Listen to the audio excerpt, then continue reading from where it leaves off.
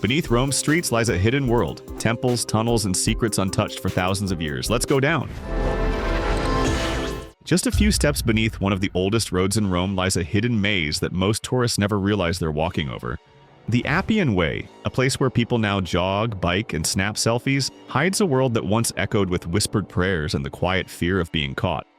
These are the Catacombs of San Sebastiano, not just tunnels, but a secret underground city of the dead stretching over 7 miles. Long before Christianity became legal, believers buried their dead here in deep chambers carved from soft volcanic rock called tuff. When you step down into this dimly lit underworld, the temperature drops, and so does your sense of direction. It's easy to feel like you've left the modern world behind. Walls are lined with narrow horizontal slots, each one a grave. Doves, anchors, fish. Others show frescoes so well preserved you'd think they were painted a few decades ago. In fact, the artwork found here includes some of the earliest known Christian imagery anywhere in the world. This place isn't just about bones and ancient art, though. It also has a strange connection to one of the Roman Empire's most famous soldiers turned saints, Sebastian. According to tradition, he was buried here after surviving a barrage of arrows, only to be later killed for good and laid to rest in these catacombs. His story made the site so popular that it became one of the first official pilgrimage spots in Christian Rome. What's really surprising is how massive this network is. Only a small portion is open to the public, but archaeologists have explored multiple levels, some descending over 40 feet. These layers weren't built all at once, they were expanded as more space was needed. Some sections show signs of collapse or intentional sealing, raising questions about what might still be hidden back there. Lost shrines? Forgotten relics? If this sounds like something out of Indiana Jones or the Da Vinci Code, you're not far off. This isn't a staged museum exhibit. It's real, untouched history buried right beneath your feet. And it's just the beginning. Beneath the Colosseum's massive arena lies something far more complex than crumbling stone. The hypogeum, an underground system of tunnels, elevators, and cages, was the engine room of ancient Rome's most extreme spectacles. It's where wild animals were staged, where warriors prepared in silence, and where illusions were crafted to shock tens of thousands watching above. This was ancient show business, and the stakes were deadly. Gladiators didn't just walk out, they appeared. Trapdoors snapped open, elevators rose from the floor, and exotic creatures seemed to materialize out of nowhere. Much of that magic was made possible by a system so advanced it rivaled stagecraft from centuries later. Some lifts were powered by treadmills, others by intricate counterweights. Crews of men worked behind the scenes like stagehands in a modern arena. And for centuries, it was all buried. Grass and earth completely covered the hypogeum until the 19th century, when archaeologists finally began to excavate what had been hidden since the fall of the empire. Even now, only parts of it are open to the public. New passageways, stairwells, and wall niches are still being discovered. Some areas remain sealed, others completely unexplored. Here's the kind of scene that captures its atmosphere perfectly.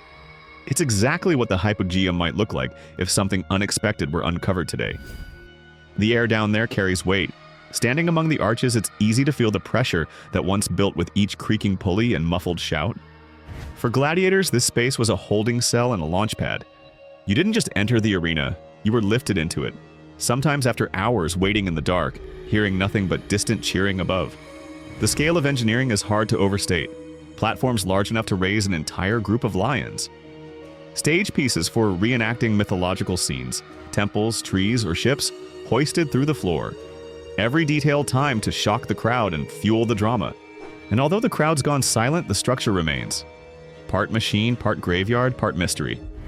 The deeper you go into the Colosseum, the more it reveals. Not in noise, but in echoes.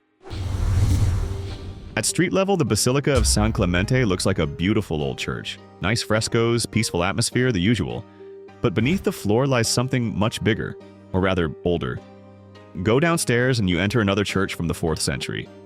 Keep going, and you're suddenly standing in a Roman home from nearly 2,000 years ago, complete with a temple to a secret god. This spot is like a vertical timeline you can walk through. Each layer represents a different chapter in Rome's story, medieval on top, early Christian below, and then a shadowy space dedicated to the cult of Mithras at the very bottom. It's hard to believe that all of this sits just a few blocks from the Colosseum. In the lowest chamber, you'll find a small altar showing Mithras slaying a bull, his signature act. The space is tight and silent, built for ceremonies that weren't meant to be seen by outsiders. The fact that this temple survived it all is incredible. Above it, Roman homes were built, and above those, churches. Like someone pressed build again every few hundred years without tearing the old one down. What's even crazier is how well preserved everything is. In the 4th century church, parts of mosaics and inscriptions still cling to the walls. The sound of water still trickles through ancient pipes. And on your way back up as daylight returns, it's like climbing through time in reverse. If HBO ever shot a time travel show through Roman history, this would be the perfect set. You've probably heard the name Nero, the emperor with a flair for fire and drama. But what he left behind, buried under centuries of earth, is beyond dramatic. It's the Domus Aurea, or the Golden House, a sprawling underground palace, so luxurious it made even Roman elites blush. And today, it's hidden right beneath a public park. The palace was designed to impress and shock. Nero built it after the Great Fire of Rome, using land that had belonged to the city. Walls were once covered in gold leaf and gemstones. Ceilings were painted with elaborate frescoes. There was even a dining room with a rotating ceiling, possibly powered by slaves turning hidden gears. Yes, that extra. After Nero died, later emperors were so embarrassed by the excess that they filled the entire palace with dirt and built over it. For nearly 2,000 years, it stayed underground, until Renaissance artists crawling through holes in the earth accidentally rediscovered it. That's where the word grotesque comes from. They were painting scenes in grottos and didn't know they were standing in a palace. Now you can visit the Domus Aurea on special tours. You walk through long corridors with painted walls and massive columns still intact. Some areas are pitch dark and suddenly open into chambers where natural light filters through from ancient skylights above. Even after centuries of silence, it still feels like Nero could return and throw a banquet any second. Right next to Trajan's column stands a regular-looking government building. Nothing fancy on the outside. But under the Palazzo Valentini is one of the best preserved time capsules of Roman luxury living you'll ever see. These aren't ruins in the usual sense. They're complete rooms. We're talking tiled floors with detailed mosaics, private baths with marble benches, and underground heating systems that still baffle modern architects. Thanks to clever glass flooring, you can walk above these 2nd century homes while looking down into history. What makes this site stand out is how immersive it feels. The lights are timed to highlight different areas, glowing under mosaics, casting shadows along ancient walls. Projections and effects even help recreate what the rooms might have looked like when people actually lived there. And they weren't just anyone. These homes belonged to powerful Roman families, likely senators.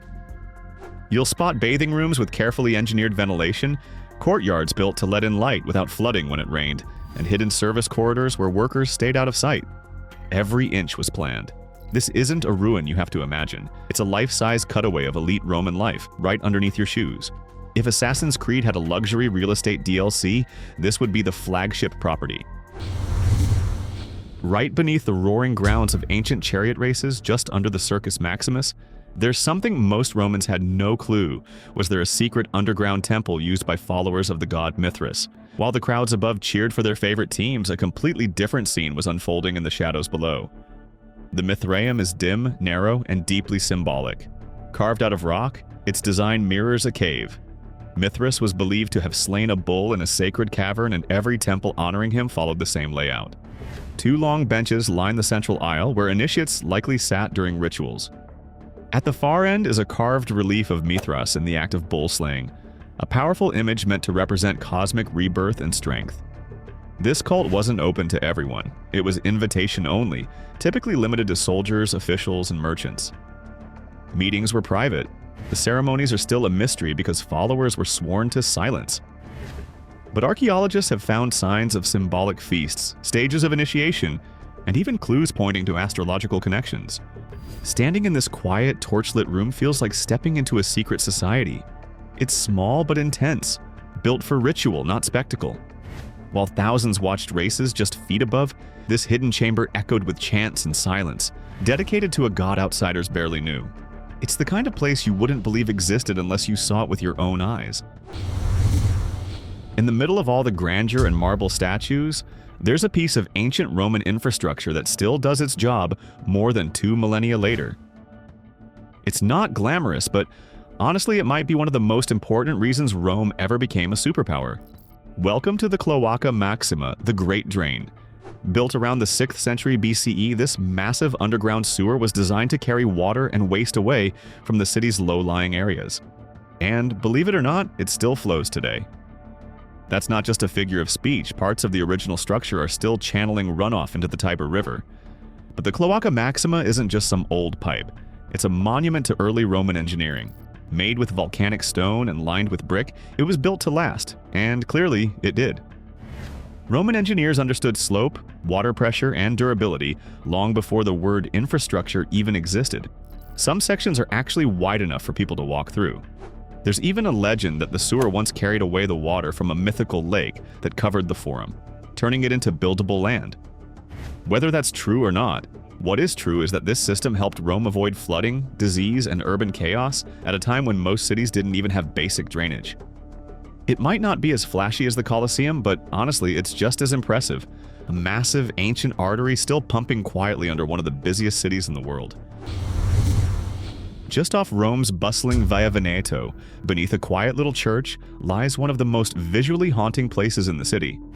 It's not scary in a horror movie way, it's eerie in a thoughtful, almost artistic sense. This is the crypt of the Capuchin monks, where the bones of over 4,000 friars have been arranged into complex designs across the walls and ceilings. Chandeliers made of vertebrae, arches lined with skulls, crosses crafted from femurs. Every room in the crypt has a theme, and each is decorated using real human remains. It sounds grim, but the intent was never to frighten. This was a spiritual message built by monks who believed that death wasn't an end, just a step forward. Some of the skeletons are fully dressed in Capuchin robes, resting in niches as if they're still on duty. Others are arranged into patterns that reflect symbols of resurrection and eternity. One chamber features an inscription that loosely translates to "What you are now, we once were. We once. What we are now, you shall be." It's the ultimate Roman version of perspective.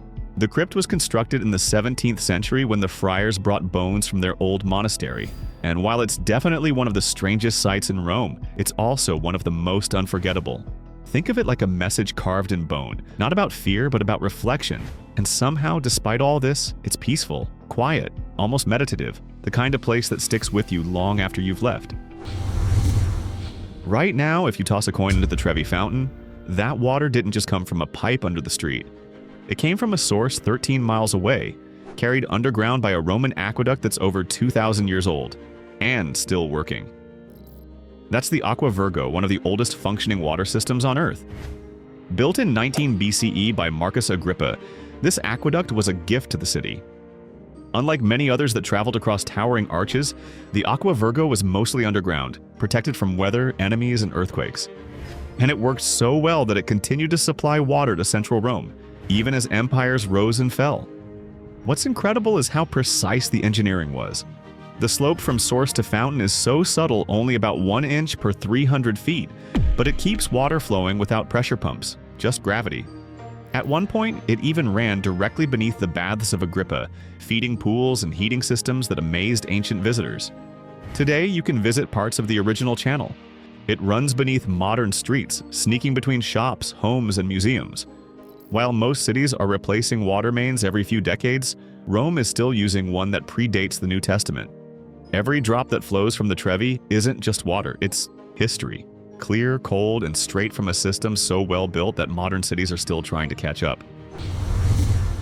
Right next to one of Rome's busiest train intersections, buried under the modern tracks, is a secret that took everyone by surprise. Workers in the 1910s accidentally discovered a perfectly preserved underground basilica, one that no Roman had seen in nearly 2,000 years. And to this day, no one knows exactly who built it or why. The layout is unlike any Christian basilica. Instead of crosses or saints, the walls are covered with stucco figures from Roman mythology, Hercules, Orpheus, and scenes with strange symbolic creatures.